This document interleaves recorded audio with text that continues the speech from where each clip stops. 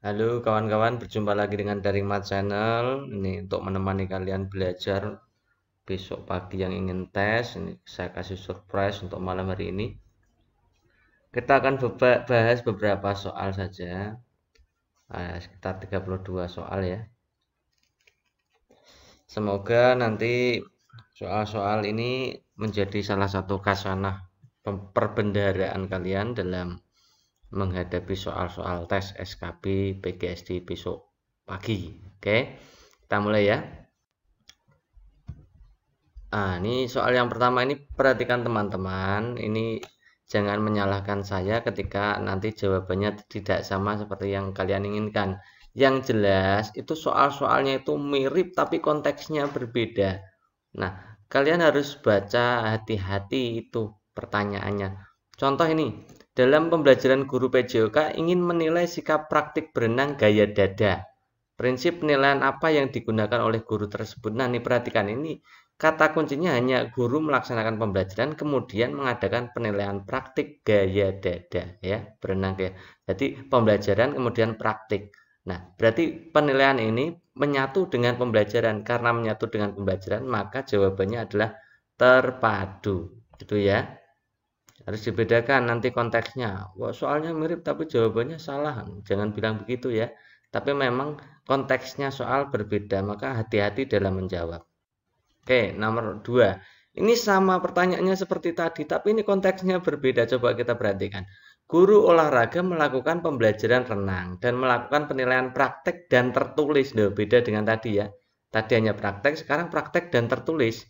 Jadi ada guru olahraga melakukan pembelajaran renang, kemudian melakukan penilaian praktek dan tertulis. Termasuk prinsip apa? Nah, dalam melaksanakan penilaian dengan berbagai aspek, misalkan aspek kognitif, aspek afektif, psikomotorik, maka itu namanya penilaian, prinsip penilaian adalah menyeluruh.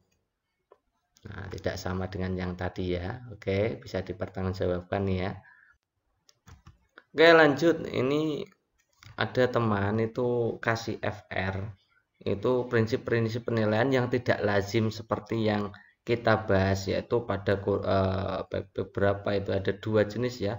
Intinya pada kurikulum KTSP itu pakai yang sahih, objektif dan lain-lain. Untuk yang kurikulum 13 itu sudah ditambah ekonomis dan efisien dan lain-lain itu ya. Nah, sekarang ada prinsip penilaian itu yang juga keluar adalah prinsip penilaian menurut Santoso menurut Basuki dan Haryanto ini ya. Prinsip penilaian menurut Basuki dan Haryanto. Ini coba perhatikan, soalnya tidak ada. Nanti kalian harus memahami ini. Jadi fungsi atau prinsip penilaiannya yang pertama keeping track. Nah, keeping track. Nanti kata clue-nya itu yang kalian pahami benar-benar ya. Keeping track itu artinya melacak ya. Jadi penilaian itu harus mampu menelusuri atau melacak kemajuan siswa sesuai dengan rencana pembelajaran yang telah ditetapkan. Jadi tujuan dari penilaian itu harus mampu menelusuri, melacak kemajuan siswa. Melacak kemajuan siswa, oke? Itu namanya keeping track. Yang kedua, checking up. Checking up itu mengecek ketercapaian kemampuan peserta didik, oke? Nah, itu ya, itu gunanya untuk checking up. Jadi penilaian itu fungsinya untuk checking up. Tujuannya untuk checking up ya, mengecek ketercapaian kemampuan peserta didik. Oke, yang ketiga fungsinya adalah sebagai finding out, yaitu penilaian harus mampu mencari dan menemukan serta mendeteksi kesalahan. Oke, menemukan. Finding itu artinya menemukan. Jadi menemukan kesalahan-kesalahan yang menyebabkan terjadinya kelemahan dalam proses pembelajaran. Itu fungsi dari penilaian. Oke, yang last, yang terakhir itu summing up, yaitu penilaian harus mampu menyimpulkan apakah peserta didik telah mencapai kompetensi yang ditetapkan atau belum. Itu ya. Silakan kalian pahami ini, nanti bentuk soalnya adalah studi kasus. Jadi harap hati-hati dalam membaca ya. FR yang beredar itu banyak sekali soalnya itu yang tidak lengkap. Nah, maka kalau soalnya tidak lengkap, analisisnya akan berbeda. Cara jawabnya juga berbeda, oke? Lanjut, ini luas permukaan tabung diameternya 10, tingginya 20. Ini ternyata kemarin saya sudah bahas ya. Ternyata jawabannya itu pakainya pi, bukan pakai angka. Oke. Bagaimana kalau kita menggunakan pi? Nah, diketahui sama seperti kemarin D-nya 10, maka R-nya 5. Oke. T-nya 20. Luas tabung itu kan 2πr dalam kurung R ditambah T. 2pi kali pi-nya tidak usah diganti, jadi kita olah yang bukan pi saja. Jadi 2 pi, R-nya ganti 5, R-nya 5 tambah 20 gitu. Jadi 2 kali 10, 2 kali 5 10, kita 10 pi kali 25 nilainya 250 pi. Jawabannya adalah C. Next, soal berikutnya. Pi itu termasuk bilangan apa? Nah, jawaban A itu 22/7, B 3,14, C rasional, D irasional, E lupa. Nah, teman-teman, kemarin kita sudah bahas pi ya. Pi itu apa? Pi itu adalah perbandingan antara keliling dan diameter. Nilainya berapa? 3,14 sekian, sekian, sekian, sekian. Nah, kenapa ditulis 22/7? Itu hanya pendekatan. Ini saya kasih gambaran. Jawabannya harusnya irasional. Kenapa begitu? Coba perhatikan. Pi aslinya itu sekian. 3,141592 sekian, sekian, sekian, sekian. Ini bilangan rasional, irasional. Nah, pi yang 3,14 ini hanya pembulatan. Kemudian 22/7-nya hanya pendekatan. Oke. Oke ya, jadi kalau jawaban A itu jelas salah, karena 22/7 itu hanya pendekatan. Kalau yang B itu 3,14 saja, tidak ada titik-titik-titik atau terusannya, maka itu juga salah. Karena 3,14 itu hanya pembulatan. Kalau C, bilangan rasional bukan. Bilangan rasional pada bilangan koma itu cirinya jika bilangan-bilangan itu disusunnya, apa itu namanya? Berulang. Oke. Nah, yang jawaban yang benar adalah D, irasional. Lanjut, soal berikutnya. Siswa membuat sebuah laporan hasil pengamatan proses fotosintesis. Ini yang kamu garis bawahi itu laporan, ya. Laporan itu termasuk jenis penilaian apa? Yang jelas laporan itu adalah project. Kalau produk apa? Hasilnya. Kalau portofolio apa? Kumpulan tugas. Kalau praktek apa? Ya, ketika mengamati proses fotosintesis itu guru melakukan observasi, itu namanya praktek. Oke ya, tidak saya tulis ya, kita sudah bahas panjang lebar ini. Oke, nomor berikutnya, jika A mampu mengecat tembok sampai selesai butuh 3 hari. B menyelesaikan pekerjaan itu 5 hari. Kalau mereka bekerja bersama, maka selesai berapa hari? Ini teman-teman coba perhatikan. Ini FR asli. Jadi kalau mengerjakan nanti pesan saya itu kalau bentuknya koma segera dibulatkan. Oke. Nah, cara paling mudah saya kasih tunjukkan begini. Kalau 2 orang bekerja ya tinggal dikalikan, yang bawah ditambah gitu ya. 3 kali 5, yang bawah 3 tambah 5. 3 kali 5, 15, 3 ditambah 5, 8, jadi 15/8 itu ternyata 1,875. Satuannya kan hari. Maka 1,875 itu kan, kalau pertanyaannya berapa hari gitu saja, maka jawabannya adalah dibulatkan saja menjadi 2 hari gitu ya. Tapi kalau ada jam-jamnya, maka kita bisa konversikan jadi 1 hari lebih 21 jam. Artinya kalian kalikan dengan 24 jam itu ya pecahannya. Oke, lanjut. Lanjut ke pertanyaan berikutnya. Diketahui sebuah lingkaran memiliki luas 16 pi. Ini diingat-ingat ya. Luasnya itu dilihat. Itu ada pi-nya atau tidak. Kalau tidak ada pi nanti perlakuannya berbeda. Nanti saya kasih contoh lagi. Jadi 16 pi cm persegi, maka kelilingnya berapa? Nah, ini dilihat. Nah, luasnya ini kita olah dulu. Luasnya kan pi kali R itu luas lingkaran. Siapa yang tidak tahu? Kan nggak mungkin kan? Nah, sudah sarjana pasti tahu semua ya. Jadi 16 pi. Nah, itu luasnya diketahuinya 16 pi, maka dimasukkan L-nya. 16 pi sama dengan pi kali R. 16 pi sama dengan pi kali R kali R. Nah, pi-nya kan kanan dan kiri ada, maka bisa dihilangkan saja. Jadi tulisannya 16 sama dengan R kali R. R-nya berapa berarti? 4, atau akar dari 16 nilainya 4. Kalau begitu kelilingnya berapa? Rumusnya kan 2 pi R. Kita masukkan saja 2 pi kali R-nya 4. Jadi 2 kali 4 nilainya 8. Jadi 8 pi. Nanti kalau nilainya 16 pi, dilihat benar-benar pakai mata telanjang di layar komputer kalian. Kalau memang pertanyaannya ada pas menemui soal seperti ini, luasnya pakai pi, maka caranya seperti ini. Ya, jangan sampai dihilangkan pi-nya. Oke. Lanjut. Nah, ini kalau bagaimana kalau pi-nya tadi tidak ada, ini luasnya hanya 16 saja, tidak pakai pi ya. Nah, ini saya kasih tunjukkan begini caranya mengerjakan. L sama dengan pi kali R kali R. Sama caranya. 16 sama dengan pi kali R kali R. Berarti 16 per pi sama dengan R kali R. Maka R-nya berapa? Ya akar 16 per pi. Kalau ditulis enak bagaimana? Akar 16 itu 4. Jadi 4 per akar pi nanti. Itu ya. Kelilingnya berapa? 2 pi R. Jadi 2 pi kali 16 per pi. Itu kan sama ya. 16 per pi. Nah, hasilnya berapa? 2 kali 16 kan 32. Pi per pi dibagi akar pi kan nilainya ya akar pi itu sendiri. Nah, kalau lupa bagaimana? Kalau tidak bisa, kalau tidak paham, kalian coba ingat-ingat pelajaran ketika di SMA. Bagaimana merasionalkan bentuk akar. Oke, jawabannya 32 akar pi. Itu ya.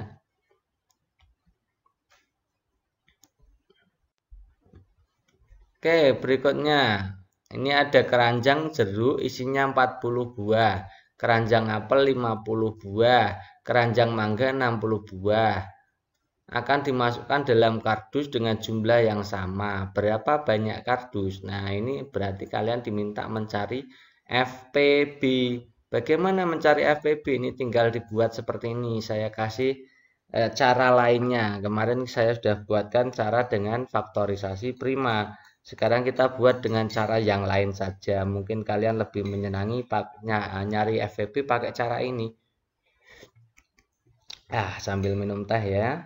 Bentar. Seger.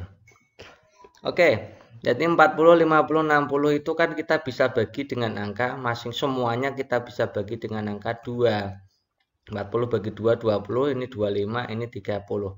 Masing-masing bisa dibagi angka berapa lagi? Kalau 2 tidak bisa, 25-nya tidak bisa. Jadi bagi 5 aja. Dibagi 5 nilainya 4, ini 5, ini 6. Nah, 5 pada 50 itu sudah bilangan prima, maka ini sudah selesai, tamat kalau mencari FPB. Berarti FPB-nya berapa? Kalikan saja itu pada bagian kolom pembagi 2 kali 5 nilainya adalah 10. Jadi jawabannya adalah 10. Lanjut, oksigen yang diperoleh saat fotosintesis itu adalah hasil apa? Nah, kita kemarin sudah bahas ini, tapi opsi pilihan gandanya tidak ada. Nah, sekarang sudah mulai ada titik terang, opsinya sudah mulai ada, yaitu A, B, C, D. Nah, sudah sampai D ya. A-nya kondisi gelap saat fotosintesis, B kondisi terang saat fotosintesis memecah CO2, C kondisi terang saat fotolisis memecah H2O, D apa ya glukosa itu buah. Kita kan kemarin sudah belajar ini ya, ini saya tambahkan, saya ulang kembali ya. Jadi O2 itu dihasilkan pada reaksi terang, jadi jawabannya kalau tidak B ya C. Nah, kita lihat ternyata O2 itu diperoleh dari fotolisis pemecahan H2O, jadi jawabannya yang benar adalah C. Kalau memecah CO2 itu masuknya ke siklus Calvin atau reaksi gelap, jadi bukan ya, ini bukan, ya ini jawabannya, yang ini bukan. Yang menghasilkan glukosa itu adalah reaksi gelap. Oke. Berikutnya ada perubahan kayu dibakar yang berubah adalah titik-titik kecuali. Nah, kita kan saya sudah bahas ini di pertemuan yang lalu. Pertemuan yang video-videonya kamu buka pemanasan itu yang berubah apanya? Wujudnya. Kalau perkaratan, warna dan kekuatan. Kalau pembusukan, bentuk, warna dan bau. Kalau pendinginan, perubahan wujud. Kalau pembakaran itu bentuk, warna, kelenturan dan bau. Jadi B, C, D, E itu masuk semua, maka jawabannya adalah A. Itu ya. Ada pertanyaan unik seperti ini dan banyak yang bahas, tapi saya kurang condong tidak setuju dengan pembahasannya. Ini ya. Jadi guru proporsional dituntut untuk memahami karakteristik peserta didik agar dapat mencapai hasil yang optimal. Hal ini merupakan implementasi dari ini termasuk kompetensi 4 kompetensi guru yang apa.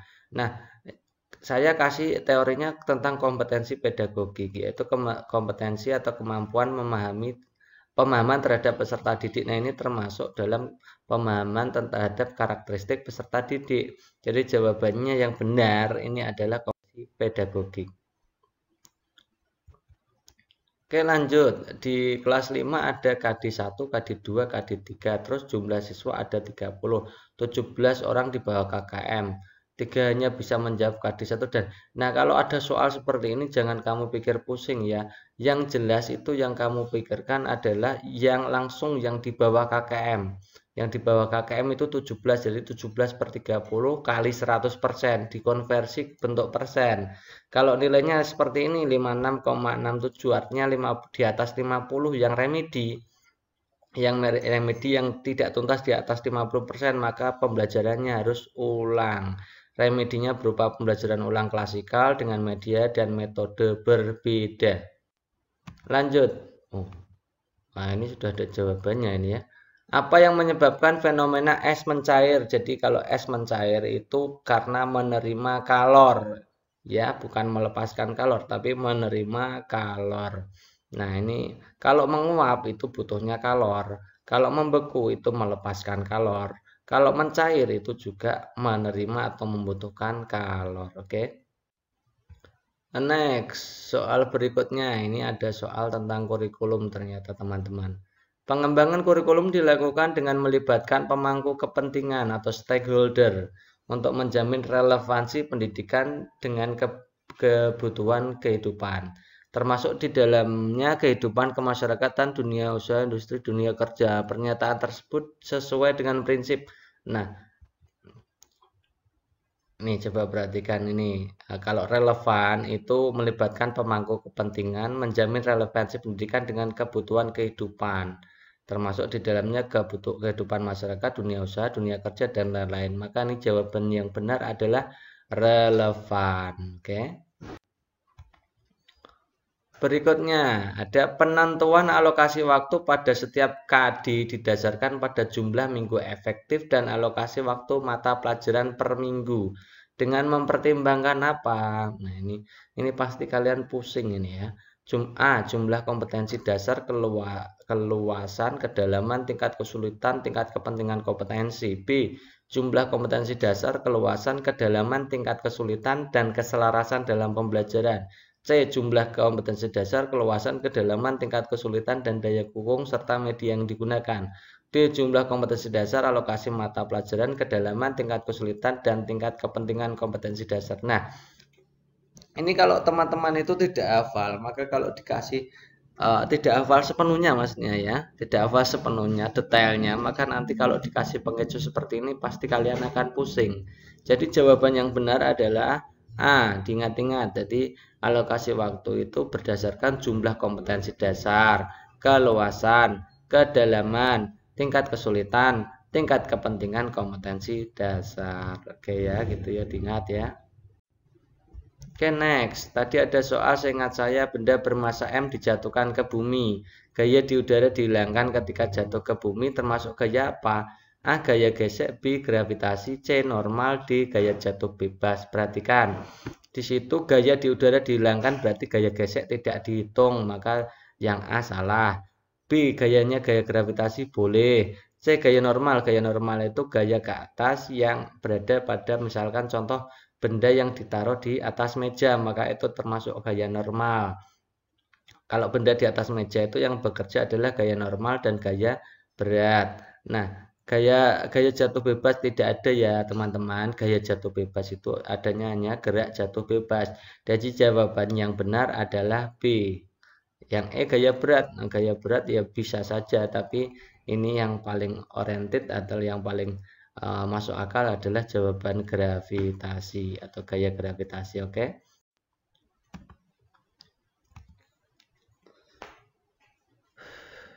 Jika Anda seorang guru IPS kelas 5 SD yang sedang mengajarkan tentang kerajaan Singosari, media dan sumber yang digunakan adalah apa? Nah, ini pilihan gandanya ini.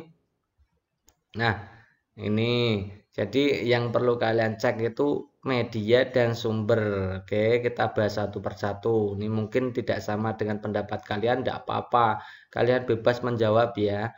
Jadi yang A, peta dan globe. Kalau peta dan globe itu dua-duanya adalah media. Jadi sumbernya tidak ada. B, buku sumber itu termasuk sumber. Penduduk asli Jawa Tengah itu juga sumber, bukan media. Jadi sumber dan sumber, jadi bukan. C, buku di perpustakaan itu hanya sumber, bukan media. D, gambar candi peninggalan. Nah, gambar candi itu hanya sebagai media, bukan sumber. E, internet tentang kerajaan Singosari. Nah, internet ini bisa dianggap sebagai media, bisa dianggap sebagai sumber. Jawabannya adalah E. Ini sumber, ini media gitu ya. Oke. Nah, ini ada soal bagus, ini yang sering keluar ya. Ini tentang roller coaster di bawah ini. Apabila EM adalah energi mekanik, EP adalah energi potensial, dan EK adalah energi kinetik, pernyataan yang benar adalah. Nah, ini sudah saya jelaskan berkali-kali kalau seperti ini. Ketika energi potensial di A itu sama dengan EK di B. Nah, EK di B itu kecepatannya paling tinggi ya. Jadi kecepatan paling besar itu di B. Ketinggian paling besar di A. Maka energi potensial di A itu pasti sama dengan energi kinetik di B. Nah, energi mekanik itu sama dengan di A. Sama energi potensial di A atau energi mekanik sama dengan EK di B. Kalau di C bagaimana? Kalau di C itu ya tinggal dijumlahkan saja. Energi kinetik di C ditambahkan energi potensial di C. Oke. Nah, ada penyakit tentang paru-paru nih teman-teman yang keluar. Yaitu penyakit paru-paru yang merupakan peradangan pada selaput pembungkus paru-paru. Ini penyakit apa? Nah, jawabannya yang benar adalah pleuritis. Pleuritis itu apa? Nah, cari sendiri ya. Nah, sekarang ada pertanyaan ICTY. ICTY itu apa? Nah, pilihan gandanya Pengadilan Nasional, Pengadilan Pidana Internasional, Pengadilan Dewan PBB, D dan E lupa. Nah, ini kita harus kaji ya. Jadi ICTW itu apa? ICTW itu sebenarnya adalah Pengadilan Pidana Internasional untuk bekas bekas Yugoslavia. Oke. Jadi sebutan badan PBB yang didirikan untuk mengadili para pejabat perang di Yugoslavia. Itu jawabannya adalah Pengadilan Pidana Internasional. Oke. Lanjut, untuk buku yang ditaruh di atas meja dipengaruhi oleh gaya apa? Nah, tadi saya sudah menjelaskan. Buku di atas meja itu yang berpengaruh ada dua gaya, yaitu gaya normal dan gaya berat. Gaya normal itu yang arahnya ke atas, gaya berat yang arahnya ke bawah. Kemudian ada soal ini yang sering keluar juga. Seorang peternak sapi membeli 10 karung rumput untuk persediaan makan ternaknya selama 2 hari. Jika suatu hari ia membeli 15 karung rumput, maka persediaan makan untuk ternak akan cukup untuk berapa hari? Berapa hari ini jawabannya A, B, C, D itu orang. Jadi itu gila itu yang buat soal ya, mungkin lupa ya. Jadi gunakan saja pakai perbandingan senilai. Itu sebelah kanan sudah saya kasih orek-orek. Jadi 10/15 sama dengan 2/X gitu ya. Jadi kalau 10 karung itu 2 hari. Kalau 15 berapa? Berarti 15-nya berapa? Berapanya kita X-nya itu kita cari dengan cara menyilangkan. Nah, temannya X itu silangannya X itu ditaruh di bawah. Jadi 15 kali 2/10. 15 kali 2 30/10 nilainya 3. Jawabannya adalah 3 hari. Next, untuk kalimat sambutan Insinyur Soekarno dalam konteks proklamasi artinya apa? A. Makna proklamasi. B. Tujuan proklamasi. C. Cita-cita proklamasi. Nah, ini teman-teman, ini kalau menurut pendapat saya itu makna proklamasi. Kalau kalian berbeda pendapat, silakan taruh di kolom komentar ya, bebas ya. Ini saya sudah baca literaturnya, tapi jawabannya ya A. Nah, kalau kalian punya literatur sendiri ya tidak apa-apa kita. Oke, berikutnya tentang peran apa ini? Oh, peran Indonesia dalam ASEAN. Bidang sosial. A. Menjadi tuan rumah KTT.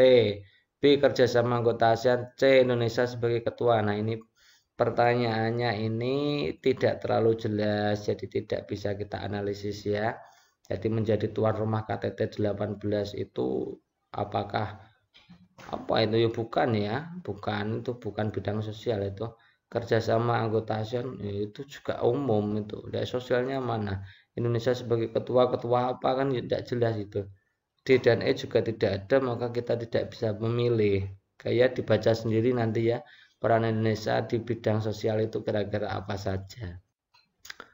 Next, ini undang-undang dalam dan batang tubuh memiliki fungsi kausal organis. Artinya apa, ini sudah saya kasih contekannya di bagian bawah ini. Jadi kausal organis itu artinya itu pembukaan itu dijabarkan oleh pasal-pasal. Oke, ini pilihan gandanya hanya 2 yang diingat. Jadi pembukaan itu dijabarkan oleh pasal-pasal, dalam arti apa? Pasal-pasal itu menjabarkan pembukaan. Pasal-pasal itu penjabaran dari pembukaan. Jawabannya B. Berikutnya ada penilaian dengan memperhatikan perencanaan sampai penyajian. Ini termasuk penilaian apa? Tadi kita sudah bahas berkali-kali ya, kalau proyek itu dari perencanaan sampai pengumpulan, pengorganisasian, pengolahan, dan penyajian data. Jadi jawabannya adalah penilaian proyek. Yang lain penjelasannya bagaimana, kan kita sudah bahas ribuan kali ya. Tidak usah dibahas lagi ya. Lanjut, ini ada pertanyaan baru. Biasanya diminta untuk mencari apa dan apa. Nah, ini pertanyaannya agak unik karena angkanya tidak pas. Jadi nanti teman-teman itu biasakan dengan angka yang tidak pas. Kalian harus pintar-pintar dalam membuat pembulatan ya. Coba perhatikan, caranya adalah kalian harus menentukan selisih waktu dulu. Jadi Budi itu berangkat dari kota A ke kota B 45 km per jam. Si Badu dari B ke A 50 km per jam. Jadi ini nanti harusnya berpapasan. Nah, beda waktu karena satu si Budi berangkat lebih awal yaitu jam 6, si Badu berangkatnya jam 7. Jadi kan beda waktunya. Kota A dan B diketahui 231. Ini yang saya maksud. Kotanya itu nanti jaraknya kota itu tidak pas gitu ya. Oke, kita lanjutkan. Tadi kita pertama cari selisih waktunya dulu, kemudian kita masukkan rumus. Jadi kita ambil yang acuan waktu untuk Badu. Jadi Badu itu pas bertemu itu sudah berapa jam perjalanan. Oke, gitu ya. Rumusnya itu S dikurangi V1T per V2 tambah V1. Masukkan angkanya. Jadi S-nya kan 231 dikurangi V1-nya tadi 45, T-nya 1. 50 tambah 45 gitu, yang bagian bawah V2 tambah V1. Oke, 231 dikurangi 45 nilainya adalah 186 ya kan. 186 dibagi 95, jadi 186 per 95 jam. Itu jadi Badu itu berkendara selama 186 per 95 jam dari kota B. Oke, maka jarak dari kota B kita akan hitung. S Badu itu artinya jarak dari Badu awal berangkat. Jadi jarak dari kota B. Jarak dari kota B rumusnya kan S sama dengan V kali T kan. V-nya berapa si Badu sih? Si Badu 50. T-nya berapa? 186 per 95. Jadi kalau dihitung ternyata nilainya adalah 98 km. Ini hasil pembulatan teman-teman. Jadi 98 itu hasil pembulatan. Jadi jaraknya berarti ketemunya 98 km dari kota B. Di opsi kalau tidak ada berarti kita pakai yang opsi dari A. Jadi kalau 231 itu dari jarak kota AB sekarang dari jarak pertemuan ke kota B 98, maka jarak pertemuan dari kota A berapa ya? 133. Artinya 231 dikurangi 98. Next, lanjut.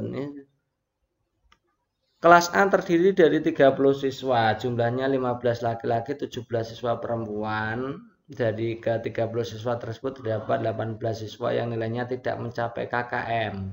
Bahkan ada 10 siswa yang tidak tuntas di KD1 dan 5 siswa tidak tuntas di KD2. Dalam hal ini tindakan yang tepat dilakukan guru dalam pembelajaran adalah, ini pilihan ganjanya saya kasih. Oke. Nah, teman-teman seperti tadi, kalau ada soal-soal seperti ini, jangan abaikan saja KD-KD-nya berapa, abaikan saja. Yang jelas kamu tentukan jumlah siswanya berapa, kemudian yang remedi atau yang KKM-nya berapa, yang di bawah KKM, itu saja ya. Jadi jumlah siswanya itu 30, yang tidak tuntas itu saya lingkari 18. Jadi 18 per 30 kali 100%, artinya 60%. Kalau 60% apa remedinya? Remedinya berarti pembelajaran ulang. Oke, next, ini soal terakhir ya. Guru memberikan tugas anak membuat puisi, pantun, dan gurindam. Penilaian yang cocok digunakan adalah, nah, ini kalau menurut saya itu jawabannya adalah portofolio dalam album. Kenapa begitu? Nah, kita bahas ini. Kalau produk itu wujudnya produk, oke, itu juga sesuai produk. Tapi menurut saya ini kan berupa kumpulan-kumpulan tugas, nanti kan tidak hanya satu artinya ya. Jadi pantun banyak, puisi banyak, gurindam banyak, maka ini termasuk penilaian portofolio.